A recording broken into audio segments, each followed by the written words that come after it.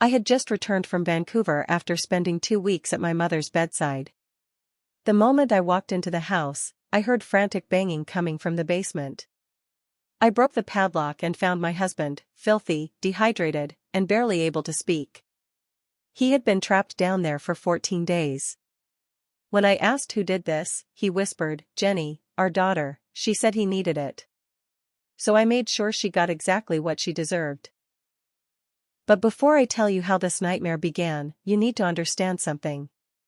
The daughter I raised no longer existed by the time I came home. What had she become in those 2 weeks I was gone? The flight from Vancouver landed at 9 in the evening. I remember the way the airport lights blurred through my exhaustion, how my hands shook as I collected my luggage. My mother had survived the surgery, but barely. For 14 days I had sat in that sterile hospital room watching machines breathe for her, listening to doctors speak in careful tones about recovery timelines and complications. I had called home 3 times. Each time, Jenny answered with the same clipped voice. "Everything's fine, Mom. Dad's working late. Don't worry about us." Her tone had an edge I couldn't place then, something sharp hidden beneath forced cheerfulness. I told myself it was stress. She was 23, managing the house alone, probably overwhelmed. I told myself a lot of things during those 2 weeks that turned out to be lies. The taxi dropped me at the curb just after 10. Our house sat quiet under the streetlights, windows dark except for the faint glow from the living room. I paid the driver and dragged my suitcase up the walkway, my body aching from sleepless nights in hospital chairs. The front door was unlocked. That should have been my first warning. My husband Marcus was obsessive about locks, about security, about keeping our home safe. But I was too tired to think clearly. I just wanted to collapse into my own bed, to sleep in silence without the beeping of heart monitors. I pushed the door open and stepped inside. The house smelled wrong. Not spoiled food or garbage, but something stale and anxious, like fear had soaked into the walls. The living room was empty. Jenny's jacket hung on the back of the couch. Her shoes were kicked off near the coffee table. But no Jenny. No Marcus. Just silence and that smell. "Hello?" My voice echoed through the hallway. No answer. I set my suitcase down and walked toward the kitchen. Dishes were piled in the sink, crusted with days-old food. Mail sat unopened on the counter. A coffee mug had tipped over, brown liquid dried in a long streak across the tile. This wasn't like Marcus. He hated mess. He hated disorder. Something twisted in my chest, a cold finger of dread curling around my ribs. That's when I heard it. A sound from below. Faint at first, muffled by layers of floor and foundation. Banging. Rhythmic. Desperate. I froze. The basement. Someone was in the basement. My heart kicked against my sternum as I moved toward the basement door. It was closed. And padlocked. A heavy brass padlock I had never seen before hung from the latch, gleaming under the hallway light. The banging grew louder as I approached. Frantic. Weak. Human. Before I continue, you need to subscribe to Revenge Dark Story channel because what I'm about to reveal will shock you. Hit that subscribe button now. "Marcus?" I called out, my voice breaking. The banging stopped. Then a sound that made my blood freeze. A voice. Hoarse. Broken. Barely recognizable. "Evelyn, help." I grabbed the padlock and yanked. It held firm. My hands were shaking so badly I could barely grip it. I ran to the kitchen, tore through drawers until I found the toolbox under the sink. Hammer. Screwdriver. Anything. I ran back and slammed the hammer against the lock, again and again, metal ringing through the house like a scream. It took 4 hits before the latch splintered and the lock clattered to the floor. I ripped the door open and stumbled down the stairs.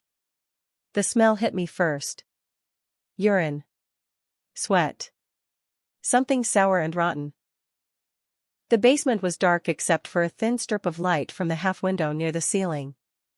And there, crumpled against the far wall, was Marcus. He looked like something pulled from a grave. His face was gaunt, hollowed out, lips cracked and bleeding. His clothes were filthy, stained with things I didn't want to identify. His hands were raw, fingernails broken from clawing at the door. He looked up at me with eyes that didn't seem to see, didn't seem to believe I was real. Marcus. I dropped to my knees beside him. His skin was cold. Clammy. He flinched when I touched his shoulder. Water, he rasped. Please. I ran back upstairs, grabbed a glass, filled it with shaking hands. When I brought it down, he drank like a dying man, water spilling down his chin, his throat working in painful gulps. He choked. Coughed. Drank more. What happened? I whispered. Who did this to you? He set the glass down and stared at the floor. His breath came in shallow gasps. When he finally spoke, his voice was so quiet I almost didn't hear him. Jenny. The name hung in the air like smoke. I didn't understand. Couldn't understand. Jenny? Our daughter Jenny? He nodded. Slow. Defeated. She locked me down here. 2 days after you left. Said. He swallowed hard. Said he needed it. Said it was necessary. He? My voice was rising now, panic sharpening every syllable. Who's he? What are you talking about? Marcus closed his eyes. A tear slid down his cheek, cutting a clean line through the grime. Her boyfriend. Damien. He told her I was dangerous. That I needed to be contained. She believed him. She believed him over me. The world tilted. I sat back on my heels, my mind scrambling to process what he was saying. Jenny. Our daughter. The girl I had raised, the girl who used to crawl into our bed during thunderstorms, who cried at animal shelter commercials, who brought Marcus coffee every Sunday morning without being asked. That Jenny had locked her own father in a basement and left him to rot. Where is she now? I asked. Upstairs. I think. I don't know. I lost track of days. She came down a few times. Brought water. Not food. Just water. She wouldn't look at me. Wouldn't talk. Just set the bottle down and left. Like I was. His voice cracked. Like I was nothing. I stood. My legs felt unsteady but my mind was sharpening, anger burning through the shock. I helped Marcus to his feet. He could barely stand. I half carried him up the stairs, into the hallway, into the living room where I laid him on the couch. He closed his eyes immediately, too weak to stay conscious. I heard footsteps above. The creak of floorboards. Someone was upstairs. I climbed the stairs slowly, each step deliberate. My heartbeat was loud in my ears. At the top of the landing I saw light spilling from Jenny's room. The door was half open. I pushed it wider. Jenny sat on her bed, scrolling through her phone. She looked up when I entered, and for a moment her face was blank. Then recognition flickered. Then something else.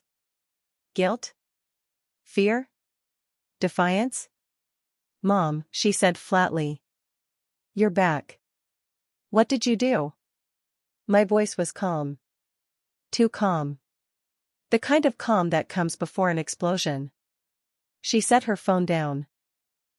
Looked at me with eyes that seemed older than 23. Colder. Damien said it was the only way. He was getting aggressive. Paranoid. Damien said he might hurt us. Aggressive? I stepped closer. Your father has never raised a hand to anyone in his life. You don't know what he's like when you're not here. Her voice was rising now, defensive. Damien's been helping me see things clearly. Dad's been manipulating us for years. Controlling us. Damien said. Stop. I held up a hand. Stop saying his name like it's scripture. Who the hell is Damien, Jenny? And why does he have more power over you than your own family? She stood. Her hands were shaking.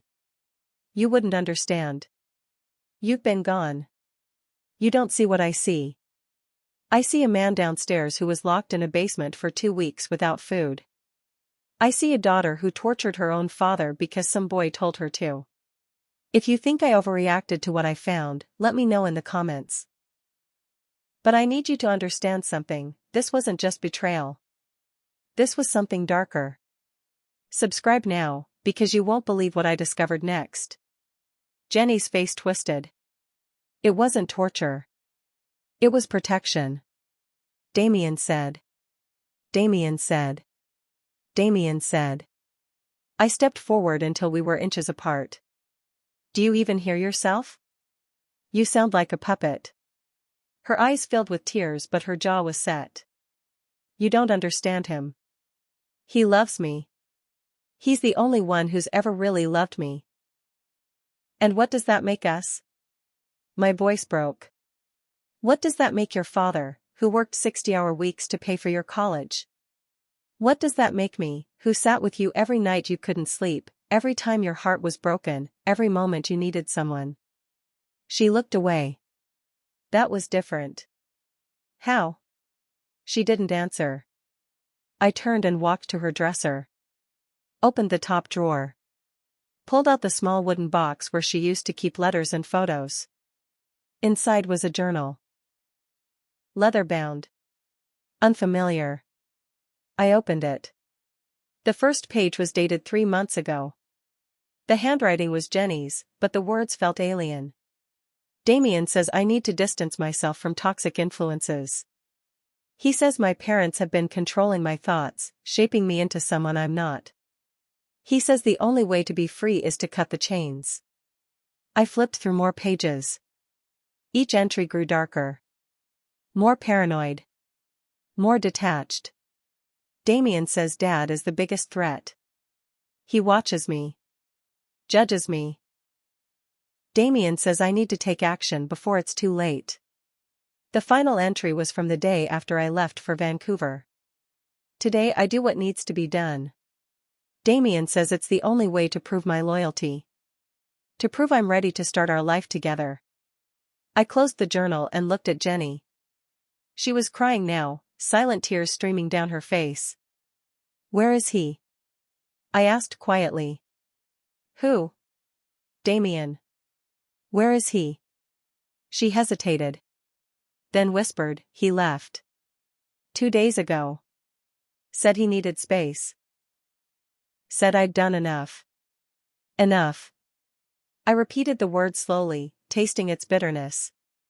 He convinced you to lock your father in a basement, and then he left you to deal with the consequences alone. Her face crumpled. She sank onto the bed, sobbing into her hands. I should have felt pity.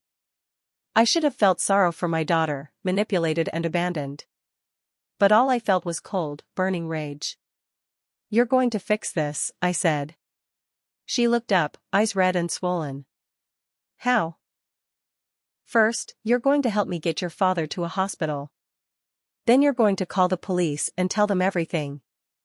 Everything Damien told you. Everything you did. No lies. No excuses. Mom, I can't. Yes, you can. I crouched in front of her, gripped her shoulders. Because if you don't, I will. And when I do, you'll face consequences you can't even imagine. Do you understand me? She nodded. Small. Broken. But I wasn't finished. Not even close. Because as I looked into my daughter's tear-streaked face, I realized something that made my stomach turn. She hadn't just betrayed her father. She had betrayed herself. And the person responsible for that was still out there. Still free. Damien thought he could walk away. He thought he could plant poison in my daughter's mind and disappear without consequences. He was wrong. Because I was going to make sure he got exactly what he deserved. And Jenny was going to help me do it, whether she wanted to or not. What would you have done in my place, forgiven your daughter immediately, or made sure justice was served first? Because what I discovered about Damien in the days that followed changed everything I thought I knew about evil. Marcus spent 3 days in the hospital. Dehydration. Malnutrition. Kidney stress. The doctors said another 48 hours and we would have been planning a funeral instead of a recovery. I sat beside his bed those first 2 nights, watching 4 fluids drip into his veins, listening to the steady beep of monitors that confirmed he was still alive. He slept most of the time. When he woke, he didn't want to talk about what happened. He just squeezed my hand and closed his eyes again, like speaking would make it all too real. Jenny came to the hospital once. She stood in the doorway of his room, pale and hollow-eyed, unable to step inside. Marcus saw her. For a moment their eyes met across the space between them. Then he turned his head away, faced the window, and said nothing. She left crying. I didn't follow her. Some bridges burn so completely that even the ashes are too painful to touch. On the 4th day, Marcus came home. The doctors wanted to keep him longer but he refused. Said he needed to be in his own space, needed to start putting his life back together. I understood. The hospital was just another cage, sterile and controlled. He needed freedom, even if his body wasn't ready for it. Jenny had moved out by then. Packed her things in the middle of the night and left a note on the kitchen counter. It said she was staying with a friend. That she needed time to think. That she was sorry. The word sorry was underlined 3 times, the pen pressed so hard it had torn through the paper. I folded the note and put it in a drawer. I wasn't ready to forgive. I wasn't sure I ever would be. But forgiveness wasn't what consumed me during those first days after Marcus came home. It was Damien. The ghost in this story. The puppet master who had pulled my daughter's strings and then vanished when the show turned ugly. Jenny had given me his full name during one of our conversations.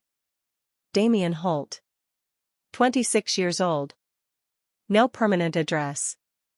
He moved between cities, stayed with friends, worked cash jobs that left no paper trail. A drifter. A manipulator. And from what I was learning, a predator. I started digging. Late at night, after Marcus fell asleep, I sat at the kitchen table with my laptop and searched.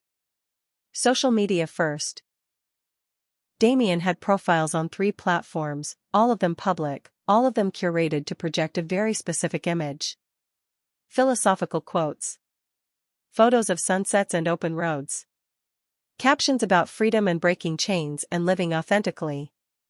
He looked like every other self-styled guru selling enlightenment to broken people. Handsome in a rough way. Dark eyes. A smile that didn't reach those eyes. In every photo he looked just slightly too intense, like he was staring through the camera into your soul. But it was the comments that told the real story. Dozens of young women, all around Jenny's age, leaving hearts and emojis and messages about how much his words meant to them. How he had changed their lives.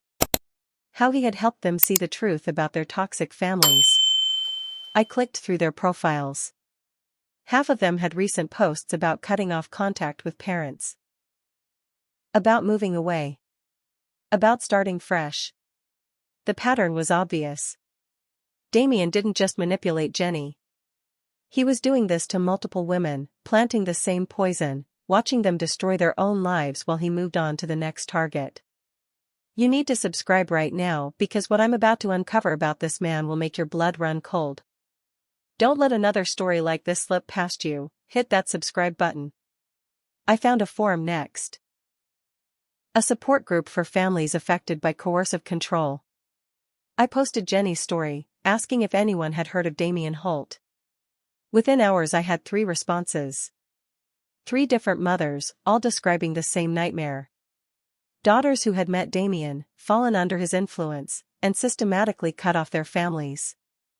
One mother said her daughter had emptied her college fund and given the money to Damien before he disappeared.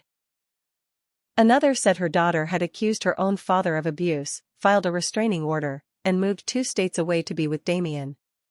When the relationship fell apart, he ghosted her. Left her with nothing. No money. No family. No support system. The third message was the one that made my hands shake. It was from a woman named Iris.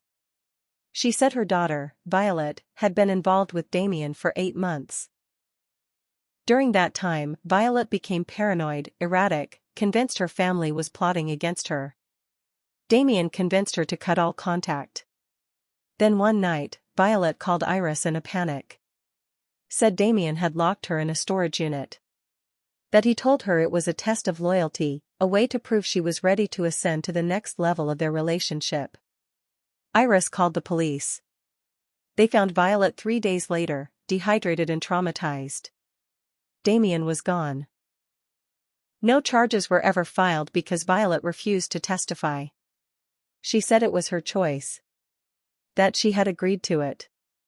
That her mother didn't understand. I read that message 5 times. My chest felt tight. My daughter had done to her father what Damien had done to Violet. The same script. The same twisted test. He had weaponized Jenny, turned her into an extension of his own cruelty, and then abandoned her when the consequences became real. I replied to Iris. Asked if she knew where Damien was now. She responded within an hour. Said she had been tracking him for 2 years, trying to warn other families, trying to build a case. She had an address. A place he had been seen recently. A city 3 hours north. I didn't tell Marcus. I didn't tell Jenny. I got in the car the next morning and drove. The address Iris gave me was a rundown apartment complex on the edge of a college town. The kind of place where students lived when they couldn't afford campus housing. The paint was peeling. The parking lot was cracked and sprouting weeds. I parked across the street and waited. 2 hours passed. I was starting to think I had wasted the trip when I saw him. Damien. Walking out of the building with a girl who couldn't have been older than 20. She was laughing at something he said, her hand tucked into his. He looked exactly like his photos. Confident. Magnetic. Dangerous. I got out of the car and crossed the street. My heart was pounding but my steps were steady. I had practiced this moment in my head a dozen times. What I would say. How I would say it. But when I was 10 feet away and he finally looked up and saw me, all my carefully planned words evaporated. Damien Holt, I said. He stopped. The girl beside him looked confused. He smiled. That same smile from the photos. Empty. Do I know you? He asked. No. But you know my daughter. Jenny. The smile didn't falter but something shifted behind his eyes. Recognition. Calculation. Jenny, he repeated slowly. Yeah. Sweet girl.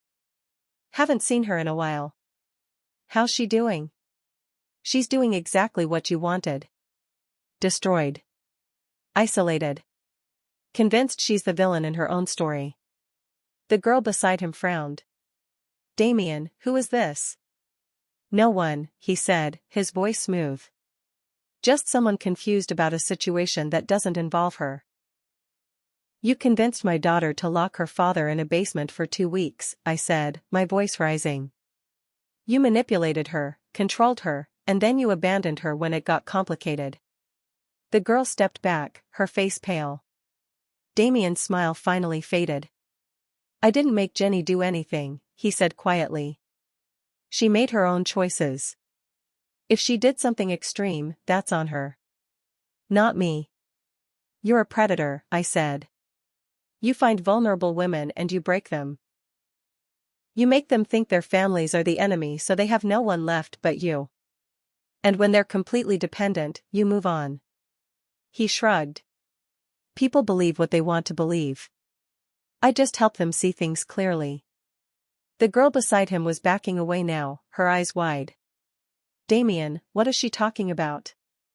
Nothing, he said, not looking at her. His eyes were locked on mine. She's just a crazy mother who can't accept that her daughter grew up and made her own decisions.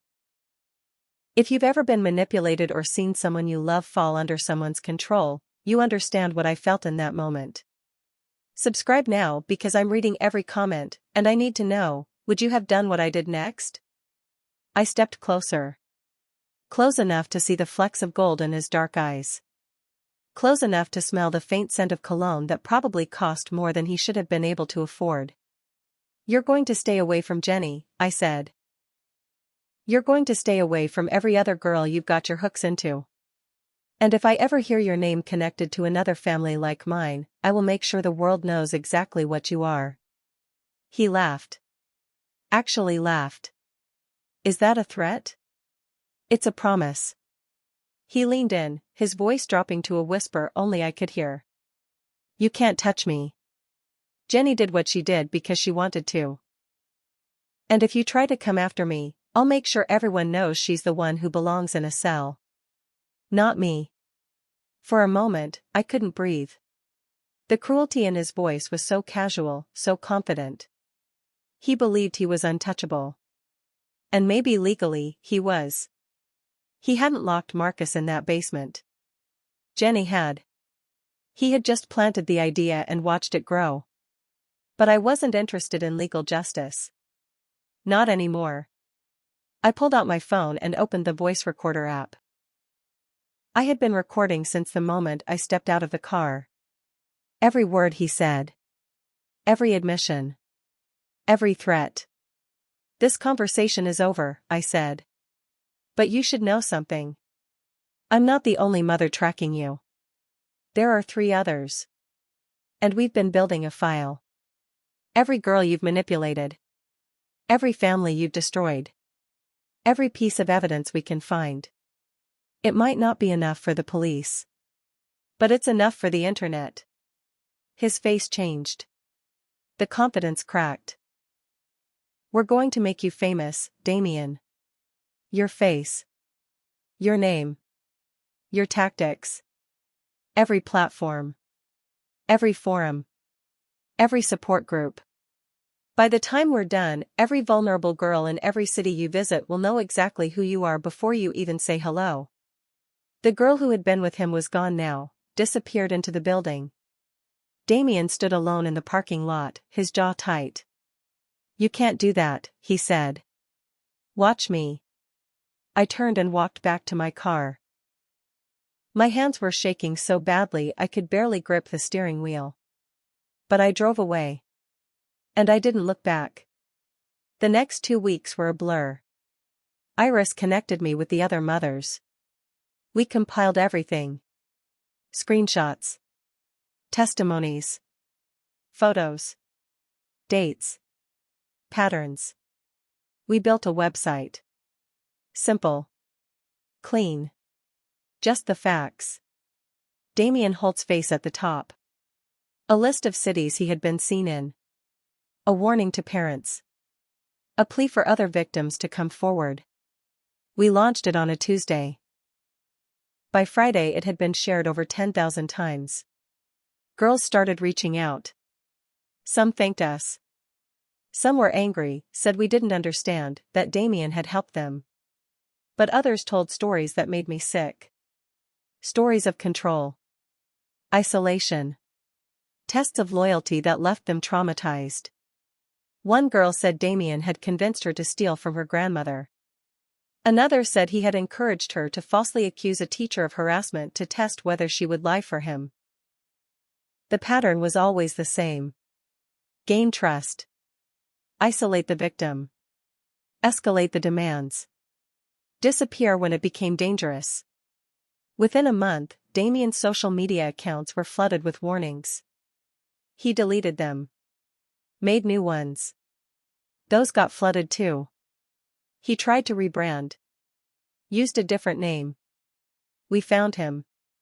Posted the updates. His face became synonymous with manipulation. With predation. With danger. I don't know where he is now. Last I heard, he had left the country. Maybe he's still out there, still finding new victims in places where our warnings haven't reached. But at least now, there's a record. A trail. A way for people to protect themselves. Jenny came home 4 months after Marcus was released from the hospital. She showed up on a Sunday afternoon, her face thin and tired, carrying a single backpack. She didn't knock. Just used her key and walked in. Marcus was in the living room. I was in the kitchen. We both froze when we saw her. "I'm sorry," she said. Her voice was small. Broken. "I don't expect you to forgive me. I don't expect anything. I just needed you to know that I understand now. What he did. What I did. And I'm so sorry." Marcus stood slowly. For a long moment he just looked at her. Then he crossed the room and pulled her into his arms. She sobbed against his chest, her whole body shaking. I stood in the doorway and watched, tears streaming down my face. Forgiveness isn't simple. It's not a switch you flip. It's a long, painful process of rebuilding trust one fragile piece at a time. Jenny started therapy. So did Marcus. So did I. We talked. We cried. We fought. But we stayed. We chose to stay. Jenny helped us finish the website. Added her own story. Her own warning. She said if sharing her worst mistake could save even one other family, it was worth the humiliation. I've never been more proud of her than I was the day she hit publish on that post. Damien thought he could use my daughter as a weapon and walk away clean. He thought he was untouchable. But he underestimated what a mother will do to protect her family. What a community of mothers will do when they unite against a common threat. I want you to comment below and tell me, have you ever had to fight to protect someone you love from a manipulator? Because I'm reading and replying to every single comment under this post. Your story matters. Here's what I learned through all of this. Evil doesn't always announce itself with horns and fangs. Sometimes it comes with a charming smile and words that sound like wisdom. It finds the cracks in hurting people and wedges itself inside, widening those cracks until the person breaks. And when that person finally shatters, the evil walks away and finds someone new. But here's the other thing I learned. Healing is possible. Redemption is possible. It takes time. It takes work. It takes a willingness to sit in the uncomfortable truth of what happened and not look away. Jenny will carry the weight of what she did for the rest of her life. But she's choosing to carry it with honesty. With accountability. And slowly, painfully, she's becoming whole again. Marcus still has nightmares. Some nights I wake to find him standing at the basement door, staring down into the darkness like he's making sure it's really over. But he's here. He's alive. And every day he's a little bit stronger. As for me, I learned that a mother's love isn't just about protection. It's also about justice. It's about standing in the gap between your family and the people who would destroy them. It's about saying no, you will not take this from me, and meaning it with every fiber of your being. Damien got exactly what he deserved.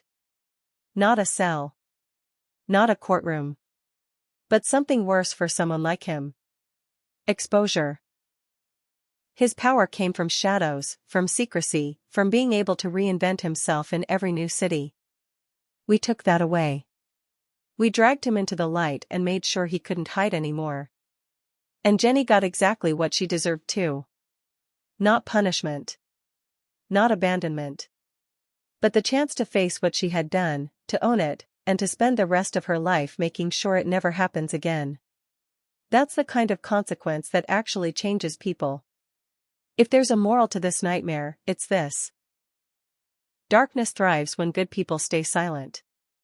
When we're too afraid or too tired or too polite to call out the predators among us. But when we speak up, when we link arms and refuse to let them operate in shadows, we take their power away.